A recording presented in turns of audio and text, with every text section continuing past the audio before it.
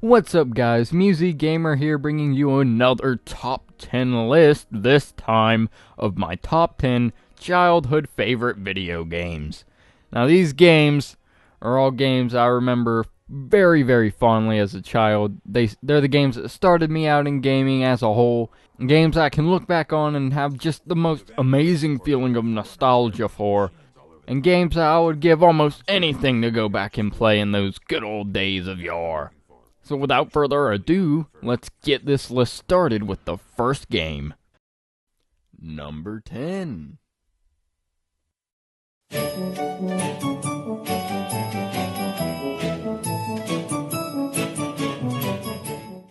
Mickey Mania, released in 1994 on the Genesis, or the Sega Mega Drive, I think it was the other name for it. This game, it's one of the games I remember kinda so-so. Basically, this game, you're Mickey Mouse and you just play through a bunch of levels that are based off of old Mickey Mouse cartoons. And the game is really fun. I remember having a blast playing it as a kid. I was never really big into Mickey Mouse, but that is the thing that has made me love Mickey Mouse throughout the years, is that game, Mickey Mania. I don't remember much about it, to be honest, but a lot of the levels in the game have stuck out to me. And while snooping the web to find the information on all these games, I stumbled upon a lot of pictures and whatnot, and information on the game that has brought back many memories. And just seeing pictures of this game just makes me go, oh, I remember that. But yeah, Mickey Mania was a very fond game of mine. I remember playing it in my living room whenever I got the chance. When I got done with my homework in, like, I don't know, 2nd grade, I'd come home and just play the Genesis all day long. One of the Genesis games I can remember most fondly, Mickey Mania definitely remains one of my favorite games from my childhood, and is deserving of its number 10 spot on this list. How dare you deny that? So let's move on to the next one, shall we? Number 9.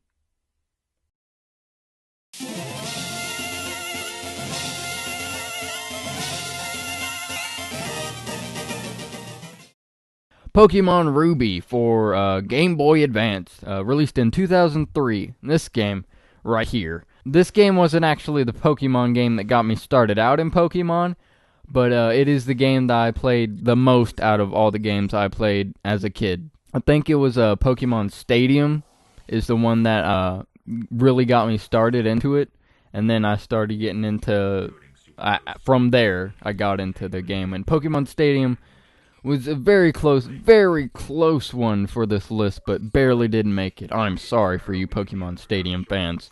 But yeah, this game I remember also very fondly, as I do all the games on this list. I remember sitting on my bed for hours upon hours, just playing, just capturing new Pokemon, battling new gym leaders, and becoming a Pokemon master of whatever region it was. I don't remember. I haven't played it in like 7 years, maybe.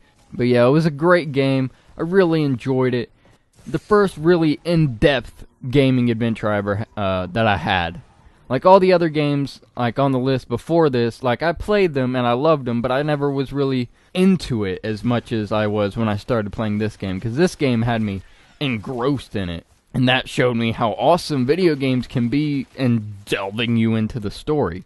And of course that game was later when I was able to better understand like story elements and all that stuff. When I was maybe around 8, or between 8 and 10 probably, around then.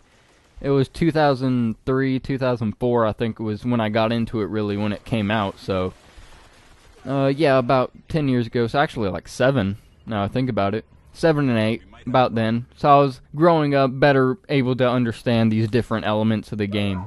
So Pokemon Ruby has remained one of my favorites throughout the years. I didn't really get to play Sapphire that much. I only got the Ruby. I wanted to get both, but never did. That's unfortunate for me, but I lived with it, and you know, it happens. Stuff happens. So let's move on to the next game. Number 8.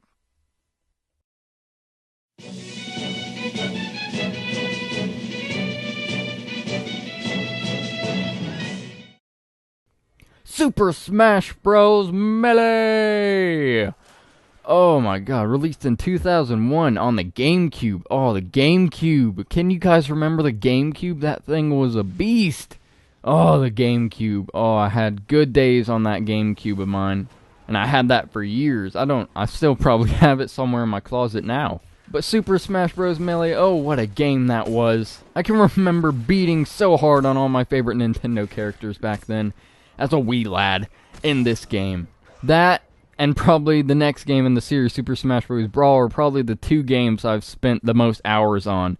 Not even as a kid. Like, I still play Brawl to this day, and I've probably logged in, like, in total, probably a few days worth of gameplay into that game. And I barely ever play a game that much. I usually like to jump around on what I play. I never get really digged into a game and play it so much. But that's just how much I love the series. This series is amazing, especially Melee. Again, I was a bit older, so I was growing my skills as a gamer. And let me tell you, around the block where I lived, I was the poop when it came to beating down on some Melee. The kids around didn't want to mess with me. If we got into a disagreement, I said, alright, let's settle this over some Melee. And they're like, nah, bro, you win. Let's not take it to that. Calm down. Yeah, I was just that good. And now they're coming out with the new one, Super Smash Bros. For the Wii U. And I am seriously considering getting a Wii U just for the purpose of that game. But that's a story for another day. So let's just move on to the next game. Number 7.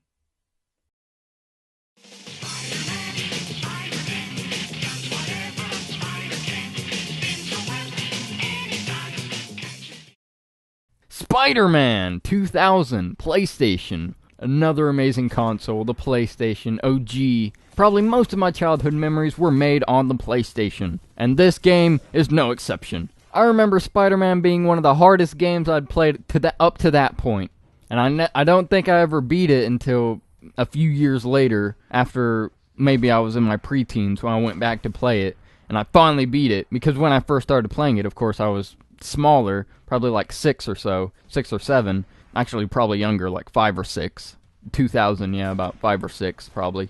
Yeah, that was a very difficult game, from what I remember as a kid playing it. Probably now it's not too difficult, if I went back and played it now, of course.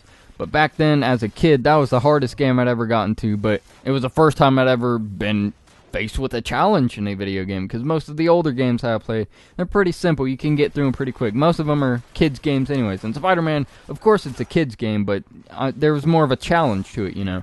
And I never really got past a few levels on the game, but still, that's enough to just keep it engrossed in your heart as an all-time favorite. And it still is. It's probably one of my favorite Spider-Man games for sure. That one and Spider-Man 2.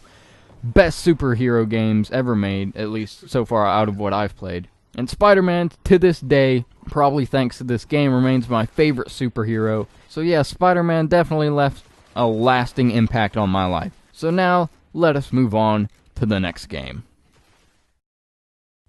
Number 6.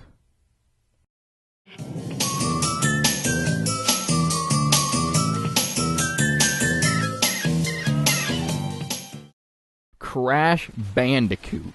Oh, I could just say that name, and people watching this around the world who know what I'm talking about, just nostalgia seizure. That's what they're doing now. All the people who know what I'm talking, they're nostalgia seizuring. They're nostalgering right now. You probably need to call an ambulance for them.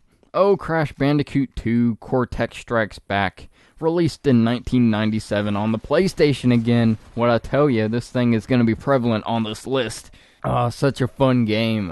I can just remember spinning around, hitting barrels, getting apples, getting gems or whatever it was that he was trying to get in that game. It was such a fun game and such a goofy little set of characters. This one and the next one, Crash Bandicoot Warped, that one was also very awesome. Along with the kart racing games of Crash Bandicoot. Those were amazing. Warped and the Crash Bandicoot Racing barely lost to this one. I only wanted to do one per franchise kind of thing. So, Crash Bandicoot Warped and all the kart racing games, like the early ones, they barely didn't make it, even though they're amazing games as well. But I had all my fondest memories, my most memories from this game, Crash Bandicoot 2. And I would go back any day of the week and play this game until the sun goes down, and then it came back up, and then it went down again. I don't think I ever beat the game, to be honest with you. As most of these games I've yet to beat, except Pokemon Ruby, Super Smash Bros. And then maybe a few farther down the line. But yeah, never beat the game, but I loved it to death, just like most of the games on this list. And Crash Bandicoot 2 Cortex Strikes Back definitely still retains a very special place in my heart. So let us move on now to the next game. It's number 5.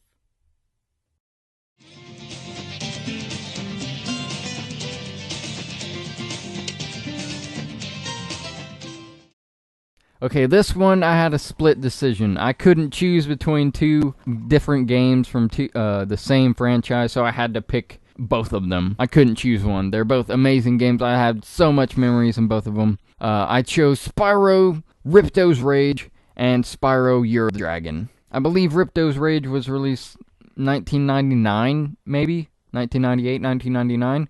And Year of the Dragon was released in 2000, both on the PlayStation, of course. And oh man, can I remember playing some Spyro when I was a kid. I might have beat this. I think I beat both of these games. I might not have beat I did beat Ripto's Rage, now I think about it, because I think I remember the final boss. And I know I beat the Year of the Dragon, because I remember getting all the eggs or whatnot, or at least most of them. Because I think there's like a bunch of eggs that you have to do special things for, and I didn't really pay attention to that as a kid. I just went through the levels, did what I was supposed to do. I wanted to get through the level. That's it. But yeah, Spyro definitely, oh my gosh, Spyro. I could go on for hours about how much I love Spyro, but I'm going to try to keep it short here.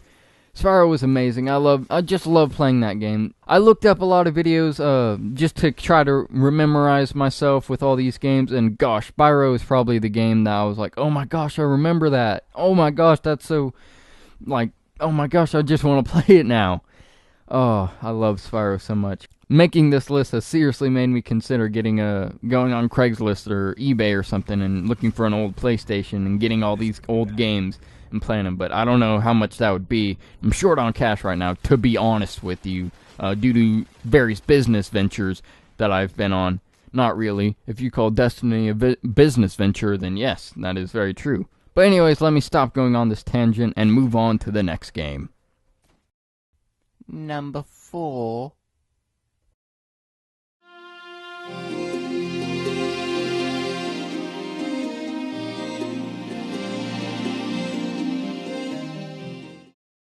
Tomb Raider 2, 1997 on the PlayStation, of course. 1997 being the year I was born, so obviously I wasn't playing the game then, because I was 0 when it came out. So the reason I remember this game mostly is because my mom would play it, that's right. Actually, a lot of the top games are games I remember just watching my mom and or my aunts play in the living room of the house we lived in way back. Probably I was about 3 or 4 that I remember them playing these games, and gosh, were those some great times, let me tell ya. And I remember whenever they'd play Tomb Raider, every now and then they'd give me the chance to play, and I just felt like the luckiest kid on earth, having the chance to play this awesome game. Because I watched them play it so much, but I rarely got the chance to play, and when I did, oh my gosh, I was so happy. And I just remember so much about that game. It was such a fun game, and I really love that franchise. I haven't really gotten into the later installments of it, but I've heard they're good, and I've been meaning to try them out, but just haven't got around to it. But Tomb Raider 2 is definitely one of those games that, oh, I can just remember so much, and mainly because it was how me and my mom got to spend time together. She'd just play the game and I'd watch it, and I was just amazed at this awesome game and so many others that we'd just sit and play. And it's crazy to think how far video games have come now. I would have been absolutely blown away as a child. But anyways, let's move on to the next one, which is actually very similar to this one as far as why I remember it. But anyways, next game, let's go.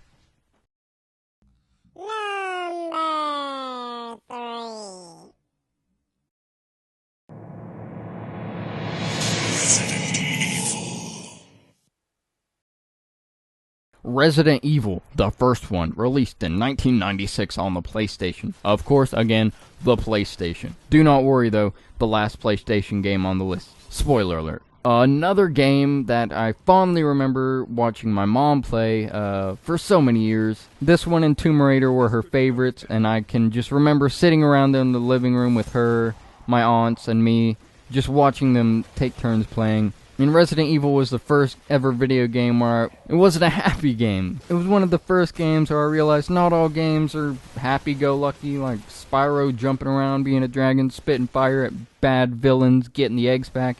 There's people dying, and it's, like, sad, but it was a good game, and I just remember being so sad about so many of the parts. One in particular where I think, like, someone dies. I don't want to spoil anything, but, someone died, and I just remember it being one of the saddest things I'd ever seen in anything ever. Because I was a kid, I'd never see sad things like that. At least not at that age. So I was mortified, but I was so interested, I was so engrossed in the story and everything, that it was just such an amazing game. And I still go back and play Resident Evil, the first one on, like, the Wii version of it, which is awesome, by the way. Brings back so many good memories. But anyways, let us move on to the next game.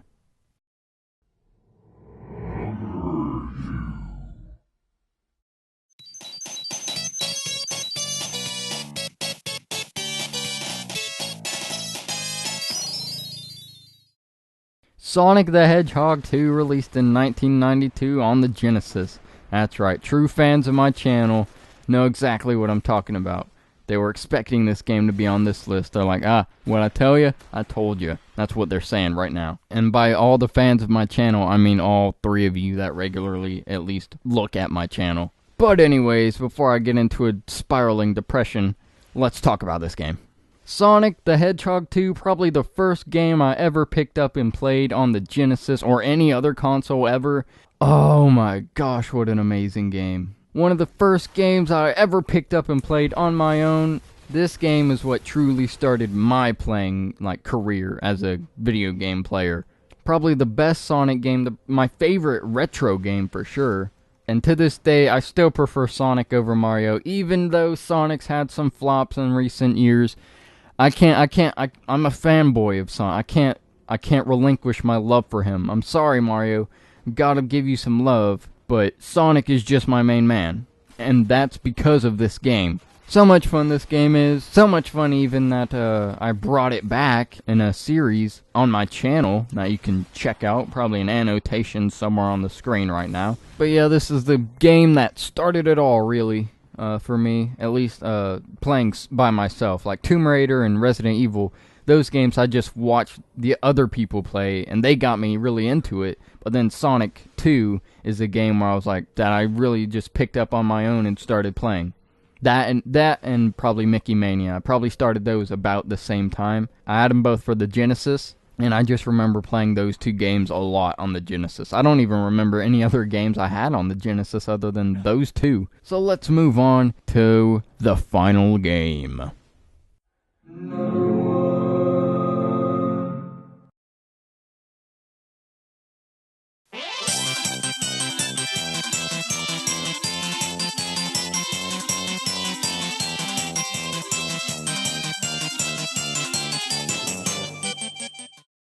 Oh my gosh, Mario Party 3, released in 2001 for the Nintendo 64. Oh, the Nintendo 64, what a console. Despite me not having any other entries for the console on this list. But there are so many great games on the console, especially Mario Party 3.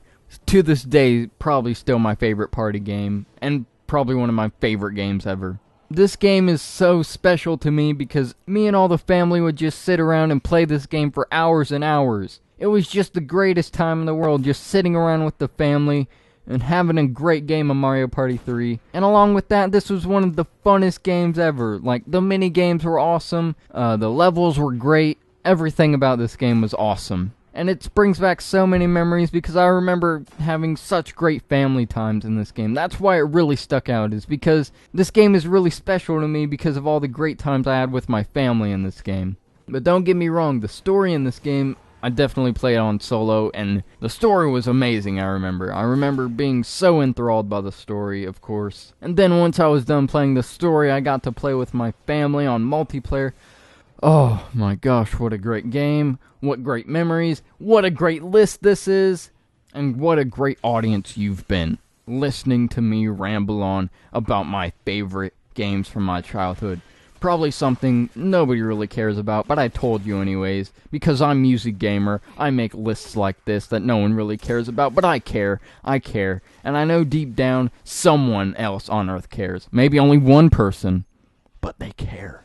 And I care about that person who cares. So anyways, this has been Musi Gamer with my top 10 childhood favorite games. I hope you enjoyed. Make sure in the comments you tell me all about your favorite childhood games. Did we share some similar game fancies when we were a child? Do you completely disagree with me? I know some people might because I didn't add any like Super Mario games in there. I'm not gonna lie, I didn't play any Super Mario games till I was probably in my early teens.